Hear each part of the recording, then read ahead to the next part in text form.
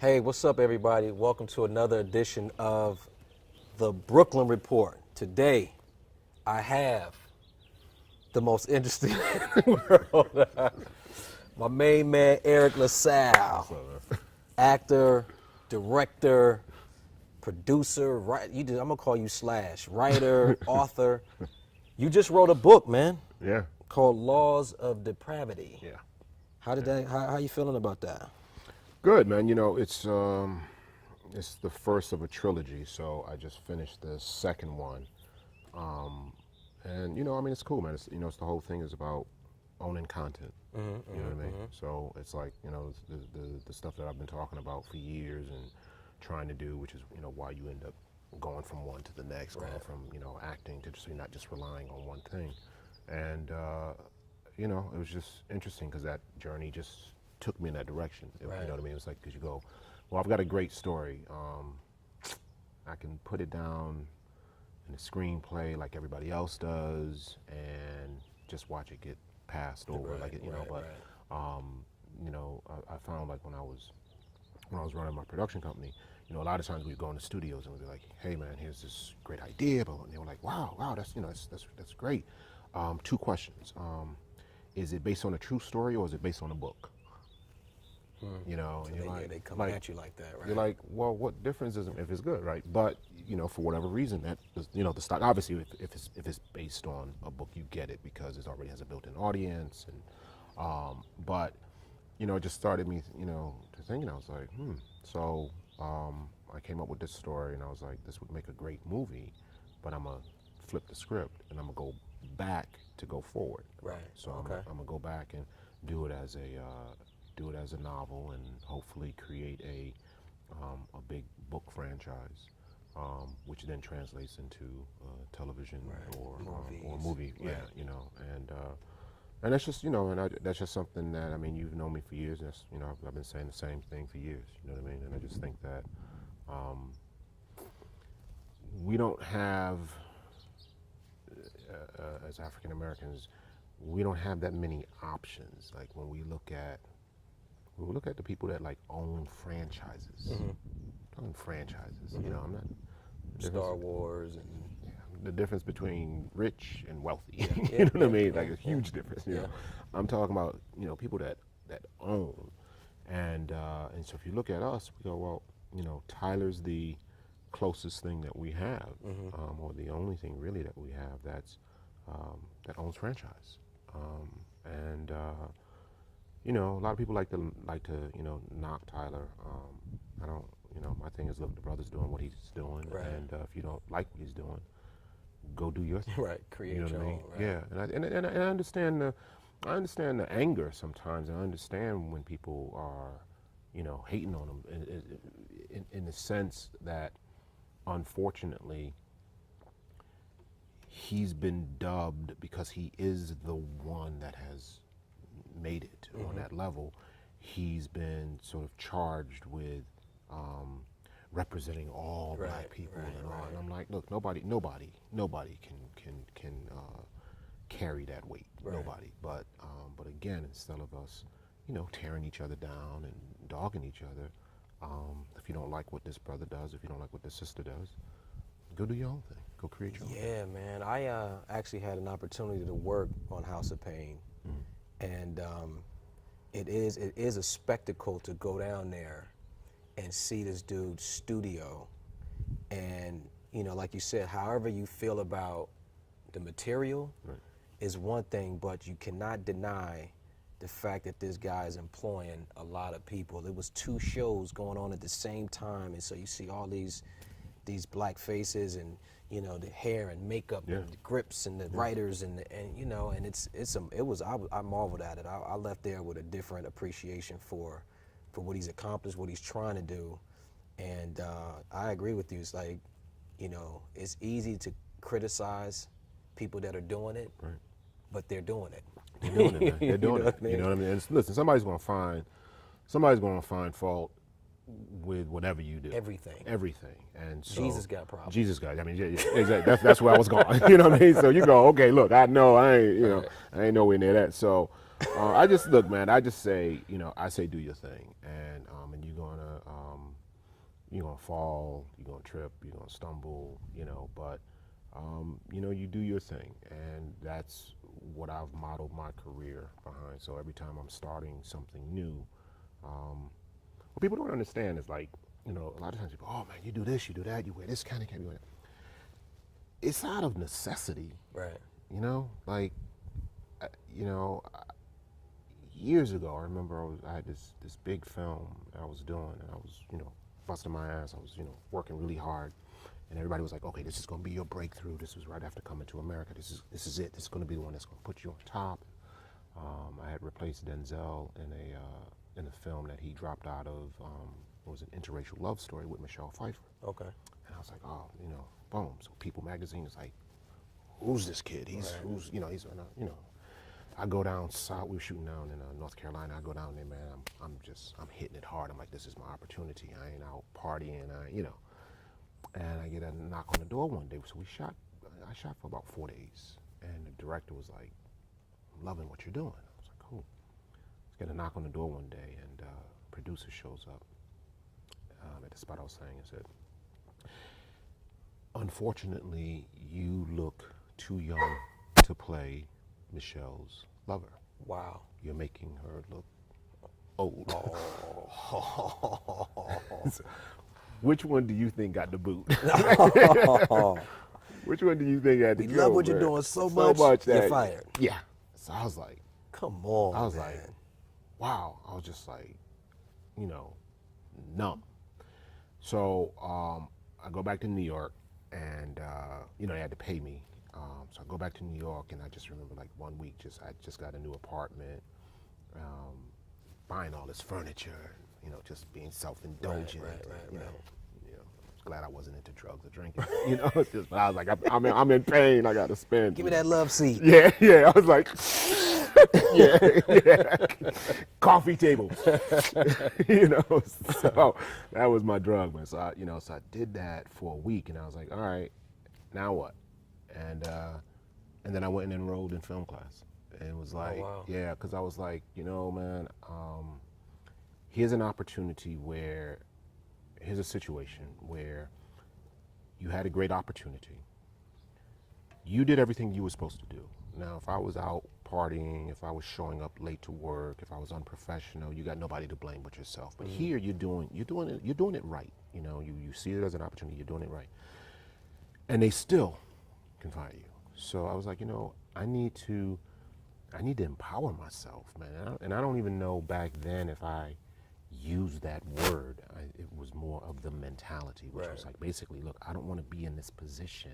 This is what I did say. I don't want to be in this position, when I'm 50 years old. I don't want to, because 50 was like so old. I know, right? I was like, around 50 years old, I don't want to be, But so I started my directing career. Went and took a little 6-week course, and then every job that I got as an actor, I started following the DP. I started asking questions. I started asking if I can go sit in on the editing sessions, because I was taking advantage of what I had, and I learned. But DPs really, really, really taught me a lot, and I started that. Then once you start doing that, then you go, okay, where am I going to get the material from? Ooh, I gotta write it. So you start doing shorts, you start writing shorts, you start filming shorts, So then nobody believes in me right now, so how are we gonna finance this? And you start producing. Right. So it all, all of these hats come out of necessity.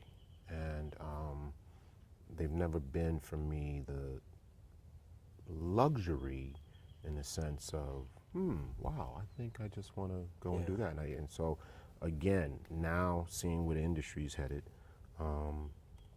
which is, I don't think the greatest place, particularly for minorities. I see us losing more and more power. I think the need for empowerment, the need for ownership, the need and ownership is creating content and owning content. That is the closest thing you have to salvation in this industry at this point, as far as like true power, not just, and the thing about writing that I dig, as an actor, as a director, even as a producer. Now you know, producer, you got to go out, you got to find the material. But as an actor and director, you got to wait ultimately for somebody to call you and say, hey, we got this audition for you. Right. Or, hey, they want to see you for this. Or they want to talk to you about directing this gig. So then you got to go and put yourself there and hope that they get you. They get your talent. They understand your talent. They get your, you know, your vision, particularly when you're talking about directing. So it's a reactionary process. It is. Writing, you don't need anybody's permission.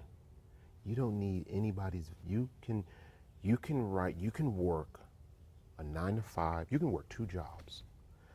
If you're disciplined, you come home and you go, I'm squeezing in 2 hours because this is mine. You know, writing and being a visual artist, being a musician.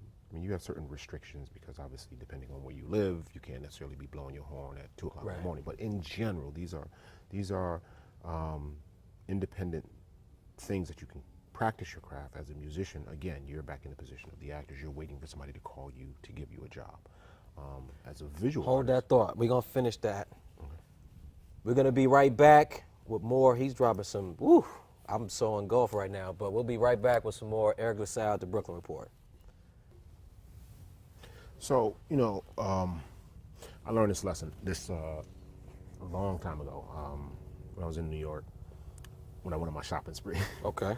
I bought this piece of art, and it was just a copy. It wasn't, you know, anything original, but it was by this Asian artist by the name of Wong Shu. Okay. Wrong shoe? Wong Shu. Almost Wong Shu. So he went to, you know, under communism, everybody went to basically the government controlled what you painted. Okay. You know, so what they would do is they would take paint throughout the day and they would put it on their clothes. And so, they do what the government tells them to do, and they start putting all these paint chips. They'd get home, take the paint chips off, wet them, and then paint what they wanted to paint. And that is like, that's the power of the human spirit, man. That's the power of somebody who feels like they have something to say and they're going to fight for their right to say it. And the problem that we have as a people is we don't have those type of restrictions. Right. And we still just don't. enough freedom, right? But we don't. What are we doing? What's the major sacrifices and contributions that, what is it costing us? Like, obviously, I mean, this person was these artists were willing to go against the government. They were willing to risk being imprisoned just to be able to do, to be able to express themselves. And so, when you talk about the freedom of writing, you talk about, it's just like, look, okay, you got a job, I get it, you got your hustle on. You gotta make time. You gotta make time, because that becomes the one thing that you control. That becomes the thing that you don't need the agent to call you. Right. You don't need the, you know what I mean? You don't need the manager. You get it and you create it and you give yourself a possibility of success. It's like it's a smarter lottery ticket. Yeah. But the thing about, if you take the model of lotto, you can't win it if you ain't in it. It's the same thing with art. If you're not out there doing it, if you're not pursuing it, if it's not costing you anything, how are you ever going to win? Yeah, I think that, Will talks a lot about, he feels like everybody has $1 million idea inside of them. And when you look at a story like Pursuit of Happiness, that story was no more special than the next person's story. Like, it was a down and out dude struggling with his family, struggling to work, trying to get a job, like, that story we've seen a million times. Like, it was just that person decided, I'm gonna tell my story. Right. And it went on to become, a very successful endeavor. But it's like, everybody has a story, but most people don't believe that their story has any value. Right. So it's a self-defeating. It's a combination. Kind of It's a mechanism a little combination of things because there's a discipline. There's a discipline that is required. I got a new thing, which I love. It took me years. It took me years to find this one out, but I love it.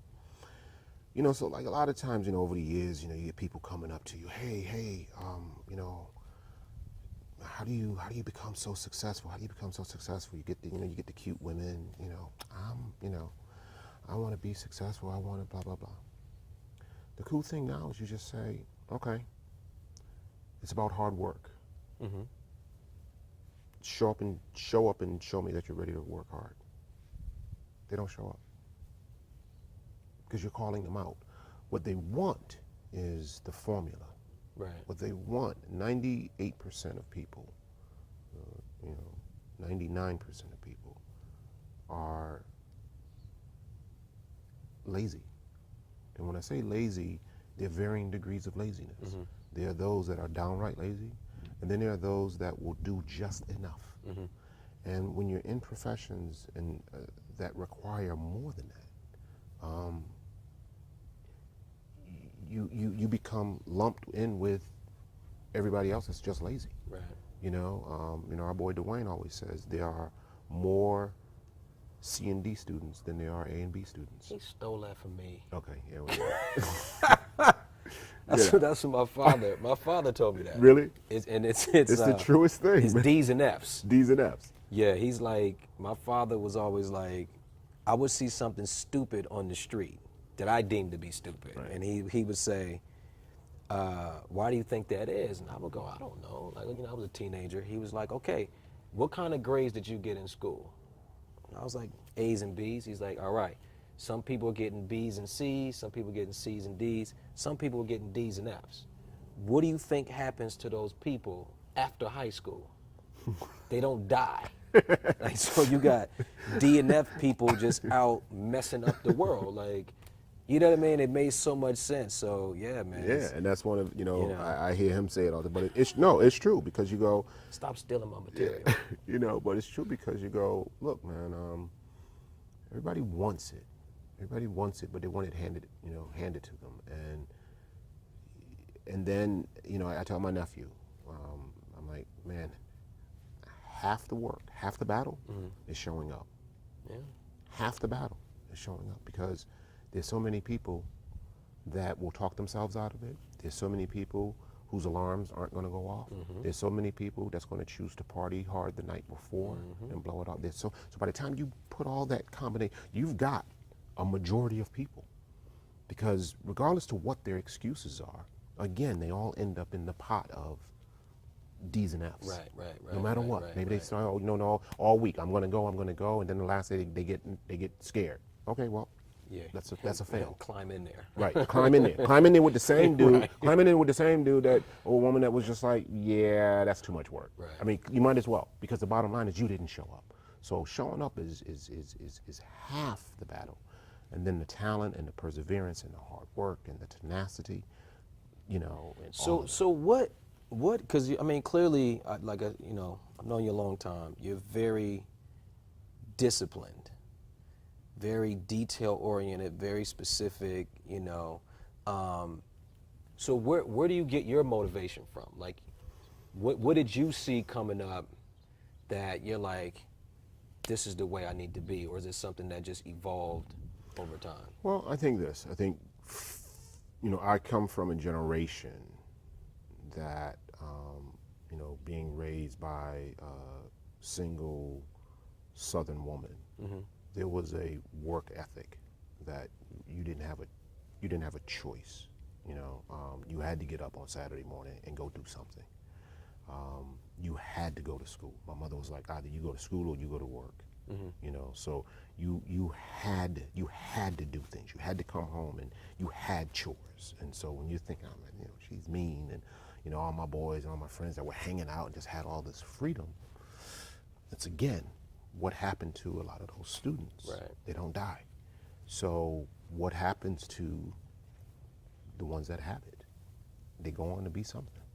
You know what I mean? So I think first and foremost it starts with that. It starts with a work ethic. And we're back with much, much more of Eriq Lasalle with the Brooklyn Report. Man, you mentioned earlier that you were raised by single parents, so your mom. Mm-hmm. How, because it's been 20 years since my pops passed away.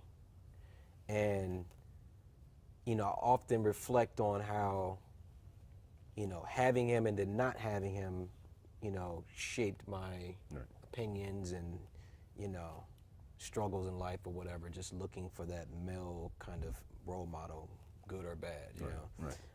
So how did having or not having your father, you feel like how did that shape you? Like, how did that make you feel about things?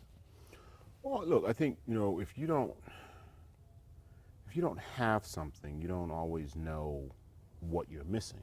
Okay. I mean, sometimes you do, but a lot of times, because when you have something, earlier you spoke about riding in the car with your father and how he kind of broke down, what these idiots were doing. Mm-hmm. Well, that's an experience that you have, but at the time you wouldn't have necessarily missed it if that wasn't your way of life. I'm not saying that you're not missing a presence. All I'm saying is that's an addition. Right. That's an addition. And that addition is, hopefully a norm. You know what I mean? Because you want both. But what I'm, for me, I think that, the time that I was raised, it was there were a lot of males stepping up. Okay. There were a lot of, and don't get me wrong, I'm not trying to say that that the most important role was not missed at times. Of course it was. But what I'm saying is you had a lot of males that teachers, uncles that stepped in, and it was just you just kind of rolled with them. You just kind of got certain things. Now, of course, again, you miss certain things, but I think also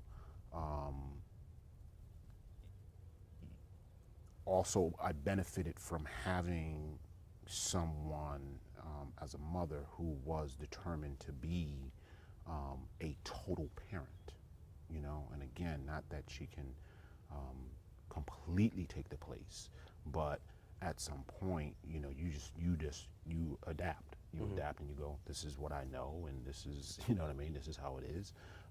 So you deal with it. But I think the fact that fortunately, because I had such a strong, dynamic presence, that it taught me, for instance, it's one thing for a man to teach you about a work ethic. And that's what hopefully fathers do to sons. They teach them how to work hard. Well, my mother taught me that. So at the end of the day, I have the ethic, and it's in my blood. Now, maybe it could have been shaped differently, coming from a male. I won't know that. Right. All I know is hard work is hard work. And, coming from my mother, coming from the males that were in my life, reiterating that. So some of these things I don't know, because that was my, fortunately or unfortunately, that was my norm, and that was what I knew. So, hindsight being 2020, like looking back, all of your life experience that you've had, what would you, if you could go back and talk to little you at 8, 9, 10 years old, like what would you say to you back then about life that's coming before? You mean if I had like the whole Blake Griffith commercial? Yeah. It's like Stop wearing those shorts. Yeah. There would have been a whole. Trust me, brother. There was a whole lot of fashion faux pas. That I'd be like, yo, dude, really? Seriously? You gonna do that? I had some red shoes once, man. Hey man, ain't nothing wrong with red shoes, not sneakers. Oh, I had some wow. red shoes. Yeah. Okay. Anyway, look, look.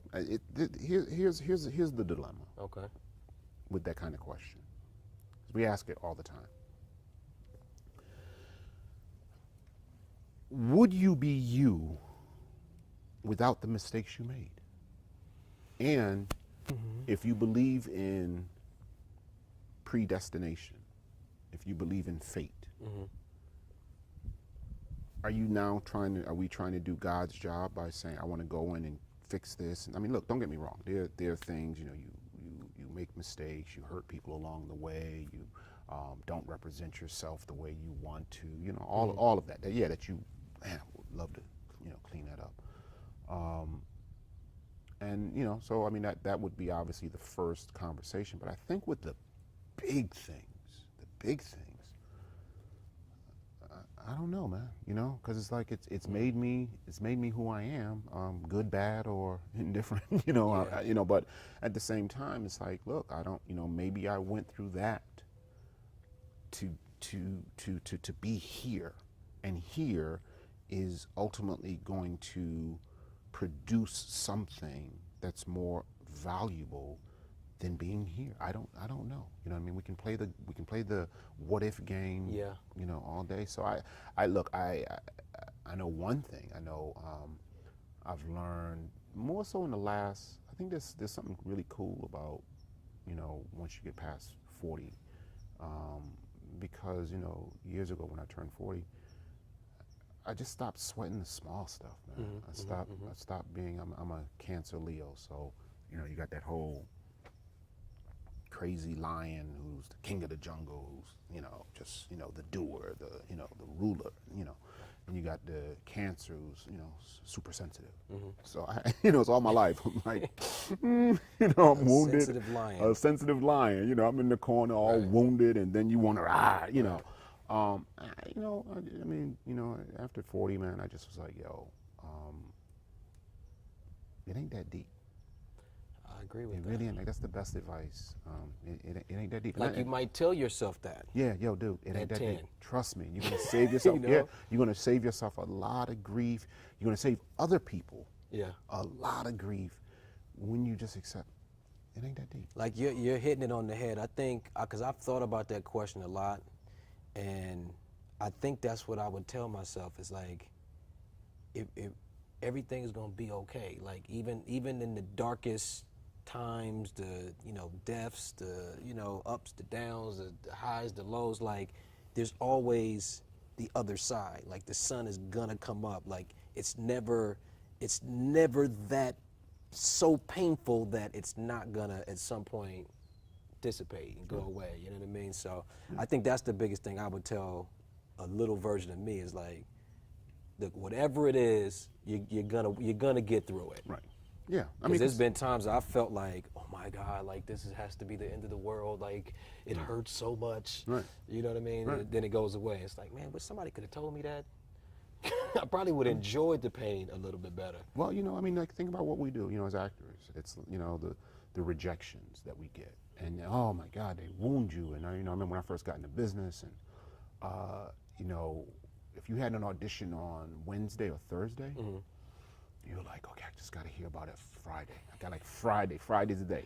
If you don't hear about it for Friday, you mess up the whole weekend, man. You're just like, you're all curled in a ball, and you're like, dude, really, it ain't that deep. It's like, you'll find out on Monday or Tuesday, or, you either got the role or you don't. And we're gonna talk more about that. We'll be right back with Eriq Lasalle on the Brooklyn Report.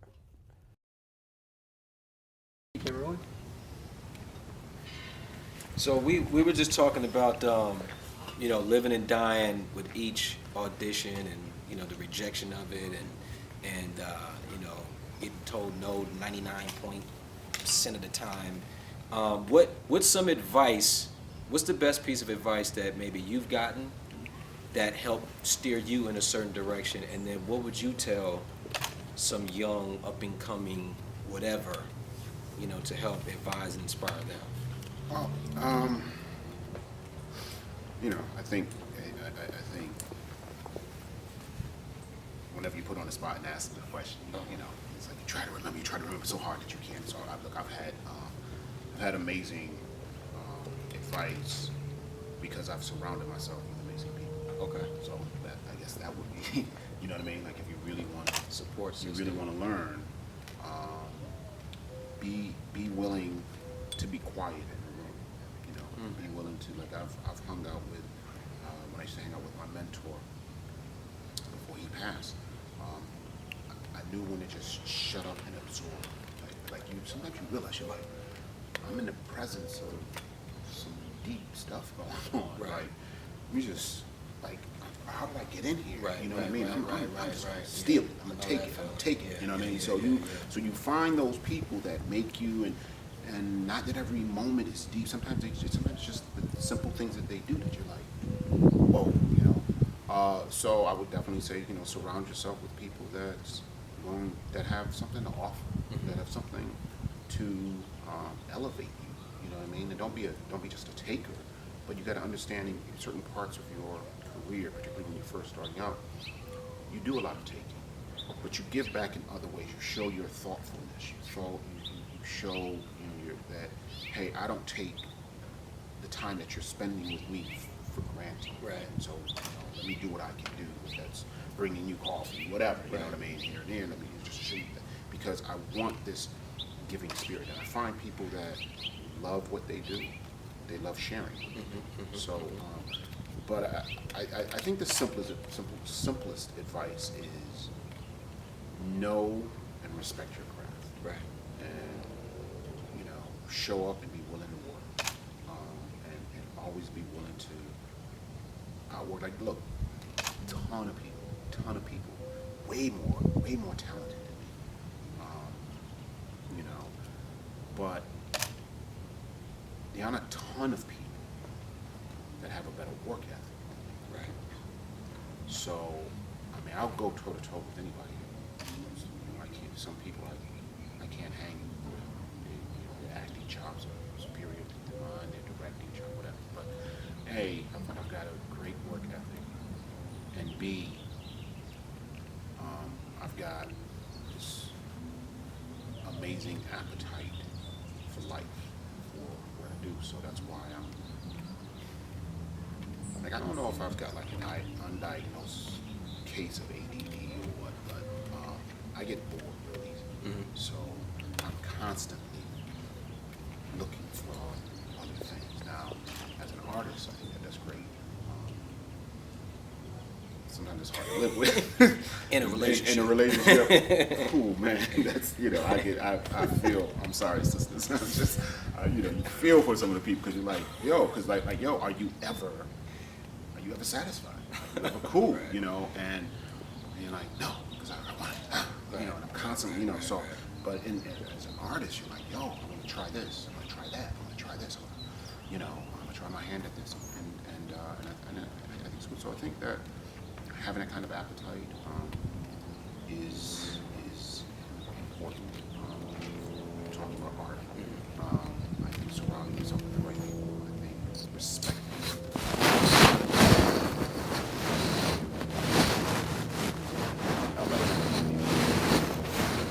You and I were at a party. Good, clean, wholesome party. It was an Oscar. I met this young lady. You know, and it's funny, after that, I started noticing that, you know, she's more interested in being known for the size of her ass than the size of her talent. Okay. You know what I mean? So Yeah. every party she shows up, it's she's taking the back That shot. was her talent. That's her talent. But that's what she's. It was on display. But you're like, wow, if that's all you see yourself as, then that's all we're going to see you Right. as. And so, at the end of the day, it's laziness. At the end of the day, it's let me take the easiest way in. So if I've got this bottle, some dude's gonna give me a break. Some dude's gonna put me down, not based on talent, but based on a whole bunch of other, you know what I mean? And again, you know, my thing always now is, okay, you want to learn how to get there? Let's do the work. You just see how they fall off. Hey man, you want to hear something crazy? I watched a video. I watch a lot of videos just on the universe and human behavior and psychology. And this guy, and I can't think of his name right now, but this guy was talking about that it's human nature for humans to try to get the maximum For the least amount of effort. for the least amount of effort. Absolutely. So as I'm listening to you say that, I'm like, that falls right in line with with human nature. It's like, how can I get the most and do the least? Well, that's what I was saying when I said earlier that the majority of people are lazy. That's exactly what I meant. Right. We want it we want the most for the least amount of work, and so there are those that are willing to do today what most people won't do, so that they can live tomorrow in ways that most people can't. Right. So if you do, if you do your thing, you're like, okay, now I'm at this point, and when I was in college, I remember, I went to Juilliard, I went to NYU, and there was a lot of partying at other schools. Mm-hmm. I was still close with classmates of mine from high school, and they went down south to school. They went, they joined fraternity. They were like, and I was a little jealous at first, I hear about the parties. It was like, I went, Juilliard, we didn't have fraternities. We didn't have, parties. I was like, one of the handful of blacks that were there, so I was about to work. I was about to work. Get the training. Then all of a sudden you start, you do that, you get this training, and no one can take it from you. Right. And that training serves you as what you're doing. So now you start getting jobs that a lot of people without training won't get. With those jobs come experiences that they won't get. Comes travel, comes, you know what I mean? So, it's like there's a time and a season for everything. Unfortunately, most people don't like that. Don't like the season. B camera rolling. Camera rolling. Getting a temperature gauge on here. Okay. I know it's getting time. We're about to wrap up. All right, B. So we starting off your outro. Okay. When you're ready. All right, so we're going to wrap this up, but I wanted to share with you how you've affected me in the time that I've known you. And what I take most from you is, like you said earlier, is just a respect for the craft, the back thing. And it wasn't that, I don't think I disrespected it. I just think I only knew what I knew.